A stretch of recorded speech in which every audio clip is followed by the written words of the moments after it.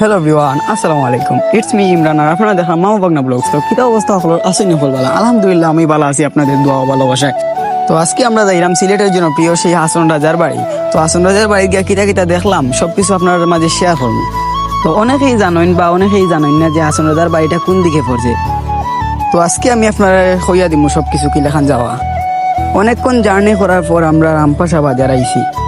তো রামপাশা বাজার থেকে একটু সামনে গেলেই বৈরাগী বাজারের একটা রাস্তা আছে। বৈরাগী বাজারের রাস্তায় ঢুকে একটু সামনে গেলেই সেই জনপ্রিয় হাসন রাজার বাড়ি। তো অনেকক্ষণ জার্নি করার পর আমরা সেই প্রাচীনকালের জনপ্রিয় হাসন রাজার বাড়িতে আইছি। তো এখানে আমার মেইন রিজন হইল যেহেতু প্রাচীনকালের জনপ্রিয় একটা বাড়ি আছে, সবকিছু আপনারা দেখাইবার লাগে। তো আর দেরি না কইরা সবে লগে থাকা এন্ড দেখৌকা।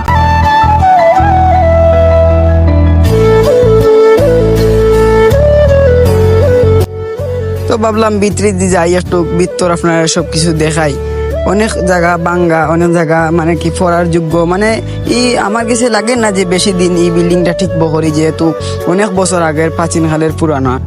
তো এখানে আবার আরেকটা জিনিস লেখা আছিল যে তারা সতর্কবার্তা দিছিল যে যদি এই বিল্ডিং দুর্ঘটনায় কেউ যদি মারা যায় তাহলে নিজে রিক্স লইয়া নিজে যাইবা। তো যেহেতু আমি আপনারা দেখাইতাম আইছি, তো আমি আপনার লাগে রিক্স লইলাম, লইয়া গিয়া উপর সব কিছু দেখাই আইলাম। তো অনেক আরো পাইয়া আছেন যারা ভিডিও করা এন্ড ফটো তুলরা। তারপর আমরা এখান থেকে বাড়াইয়া বিশ্বনাথ বাইপাসের দিকে রওনা দিলাম।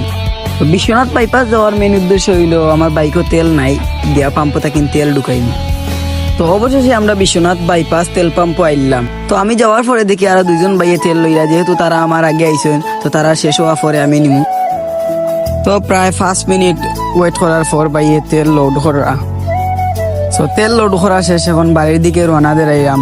আজকের ভিডিও এই পর্যন্তই। সকল ভালো থাকুক, সুস্থ থাকুক, পরবর্তী ব্লগের জন্য প্রস্তুত থাকুক। আসসালামু আলাইকুম।